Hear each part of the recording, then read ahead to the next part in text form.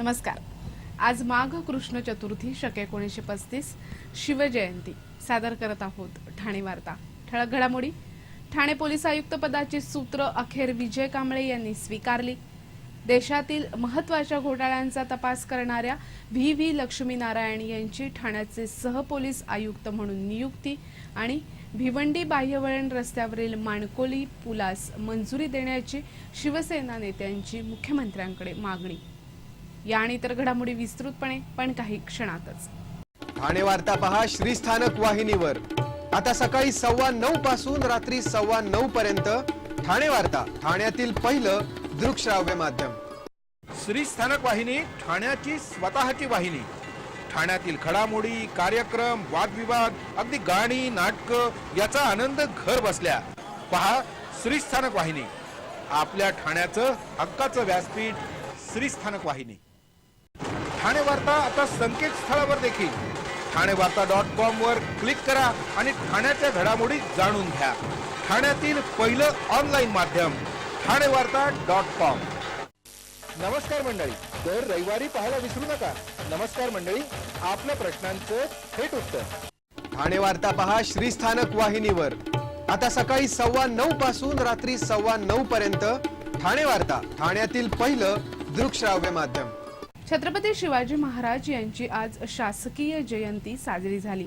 हिंदवी स्वराज्याचं स्वप्न साकारणाऱ्या छत्रपती शिवाजी महाराजांच्या जन्मदिनावरून वाद आहे। त्यामुळे शिवप्रेमी तिथीनं शिवजयंती साजरी करतात, तर शासनाच्या नोंदीनुसार शिवाजी महाराजांचा जन्म 19 फेब्रुवारी रोजी झाला असल्यामुळे शासकीय पातळीवर 19 फेब्रुवारीला शिवजयंती साजरी केली जाते। शासकीय पातळीवर शिवजयंती साजरी होत असल्यामुळे आणि यात शिवसेना तसंच शिवप्रेमी मंडळींचा सहभाग नसल्यानं शिवजयंतीत तितकासा उत्साह दिसत नाही। आजही छत्रपती शिवाजी महाराजांच्या पुतळ्याला पुष्पहार अर्पण करण्यापलीकडे फारसा कोणताही कार्यक्रम आयोजित करण्यात आलेला दिसत नाही।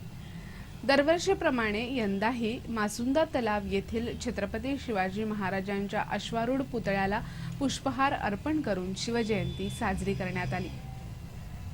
शासकीय पातळीवरील शिवजयंती असल्यामुळे तितकासा उत्साह दिसत नसला तरी सोशल नेटवर्किंग साईटवर मात्र शिवजयंती जोरदार साजरी झाल्याचं दिसून आलं। ठाणे महापालिकेनं मालमत्ता कराचं पूर्णतः संगणकीकरण केलं असून आता ठाणेकरांना मालमत्ता कराची माहिती एका कळीसरशी मिळणार आहे। स्थायी समितीचे सभापती विलास कांबळे यांच्या हस्ते मालमत्ता कराच्या ऑनलाईन प्रणालीचा शुभारंभ करण्यात आला। या प्रणालीमुळे ठाणेकरांना आपला मालमत्ता कर कुठूनही भरणं शक्य होणार आहे। त्याचप्रमाणे मालमत्ता कराविषयीची पूर्ण माहिती महापालिकेच्या संकेतस्थळावर उपलब्ध होणार आहे। आपल्या अथवा इतर कोणाच्याही मालमत्ता कराची माहिती महापालिकेच्या या संकेतस्थळावर कोणालाही पाहता येणार आहे। ठाण्यामध्ये कासारवडवली इथे महापालिकेच्या आरक्षित भूखंडावर अत्याधुनिक असं इनडोअर आउटडोअर स्टेडियम उभारावं अशी मागणी शिवसेनेचे आमदार प्रताप सरनाईक यांनी पालिका आयुक्तांकडे केली आहे। सिडनी, गुजरात इथे उत्तम प्रकारचं इनडोअर स्टेडियम बांधण्याचं काम सुरू आहे।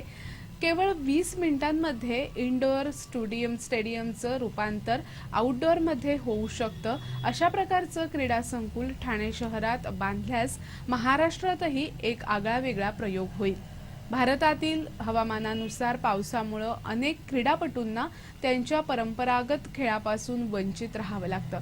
त्यामुळे ठाणे महापालिकेनं अशा प्रकारचं क्रीडा संकुल बांधा वापरा हस्तांतरित करा तत्वावर उभारल्यास ठाण्याचीही एक वेगळी ओळख होऊ शकते। यासाठी कासारवडवली येथील आरक्षित भूखंडावर इनडोअर आउटडोअर ऑडिटोरियम उभारावं अशी मागणी आमदार प्रताप सरनाईक यांनी पालिका आयुक्तांकडे केली आहे। ठाण्यातील काही तरुणांनी व्हॅलेंटाईन डे अनोख्या पद्धतीनं साजरा केला। जय कंटे, रोहित काणेकर, राहुल काणेकर, संकेत मोरे, गोपाळ सोनावणे, सचिन उबाळे, अभिषेक शिंदे, संध्या शिंदे, दीपाली गोखले, दर्शना शेलार, माधुरी पाटील यांनी बदलापूरमध्ये हा व्हॅलेंटाईन डे साजरा केला। व्हॅलेंटाईन डे हा प्रेमाचा दिवस म्हणून मानला जातो, पण या तरुणांनी गरजू मुलांना भेट देऊन हा दिवस सर्वांच्या आयुष्यातील एक अविस्मरणीय दिवस बनवला.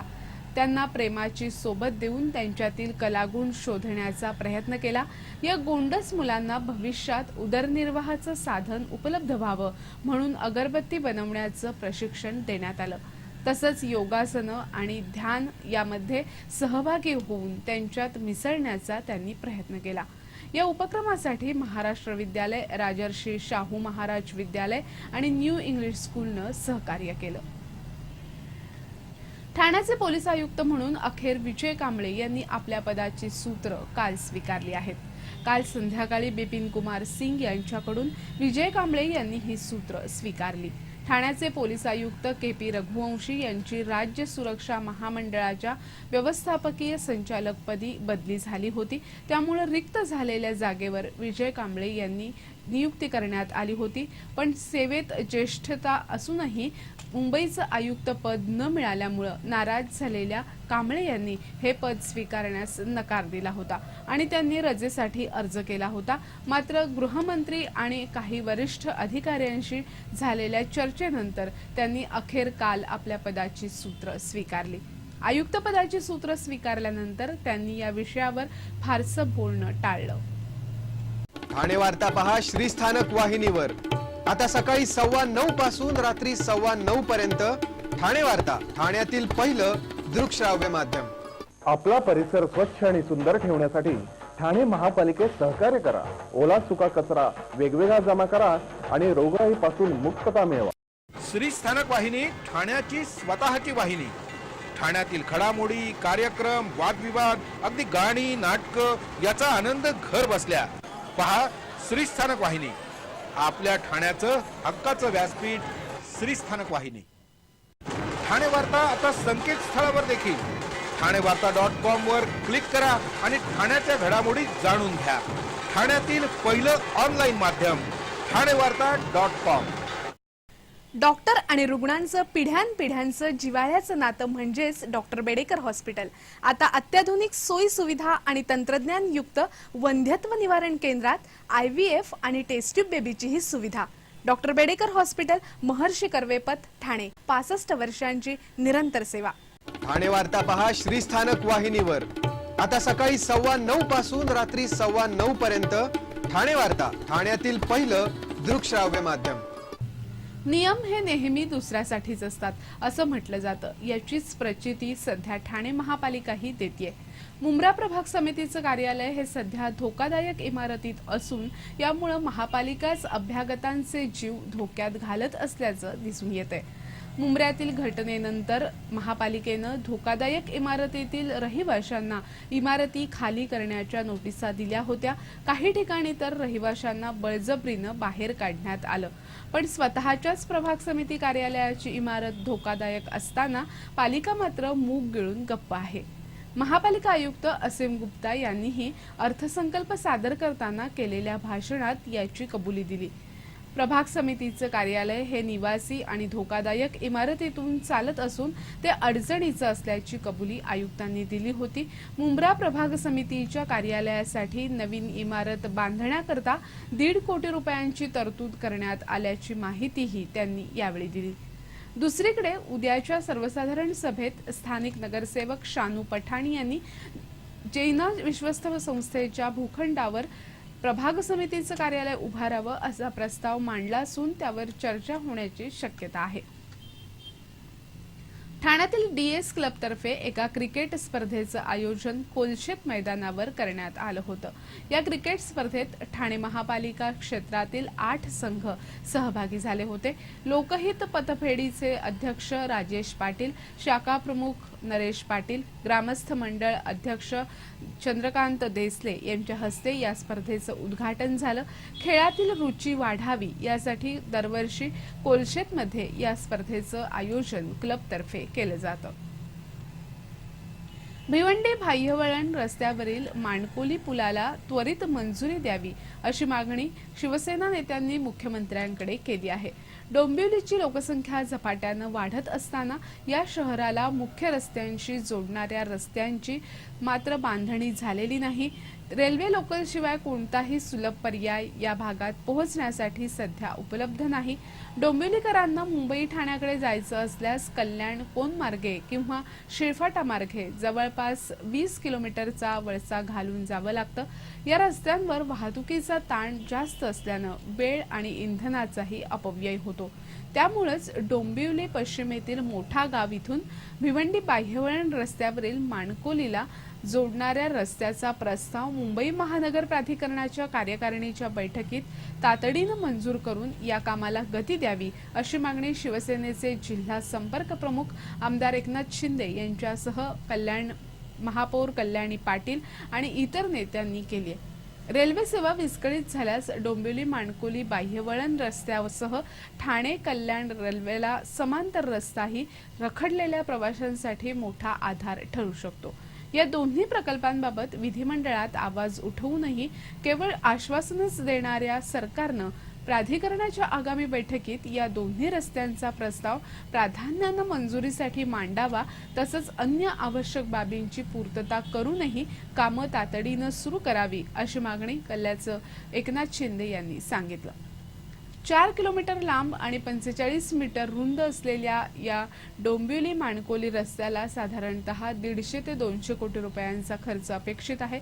रस्त्यासाठी सभोवतालच्या गावांमधल्या सुमारे 45 एकर जमिनीचं भूसंपादन करण्याची गरज आहे।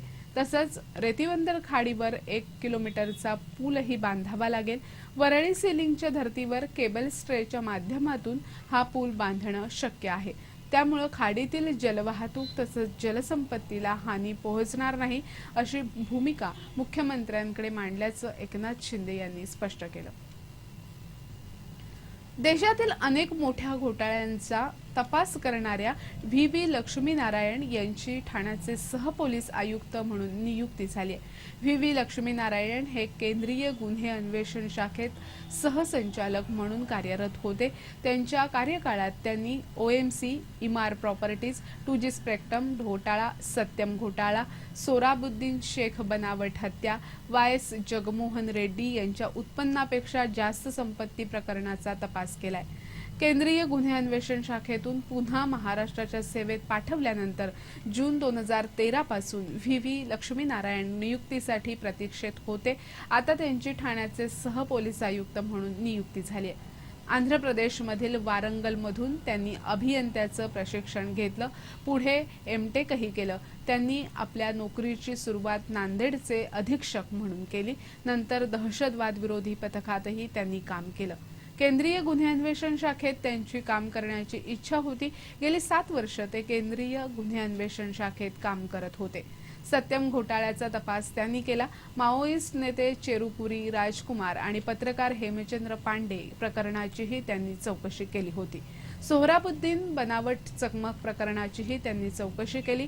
त्यांनी अनेक महत्त्वाच्या गुन्ह्यांचा तपास केल्यानं त्यांना Y दर्जाची सुरक्षा पुरवण्यात आली आहे। यामध्ये घर आणि कार्यालयात सुरक्षेबरोबरच त्यांच्याबरोबर 4 वैयक्तिक सुरक्षा रक्षक असतात। यामुळे KP रघुवंशी गेल्यानंतर आणखी एक सुरक्षा असणारा अधिकारी पुन्हा ठाणे पोलीस आयुक्तालयात आलाय।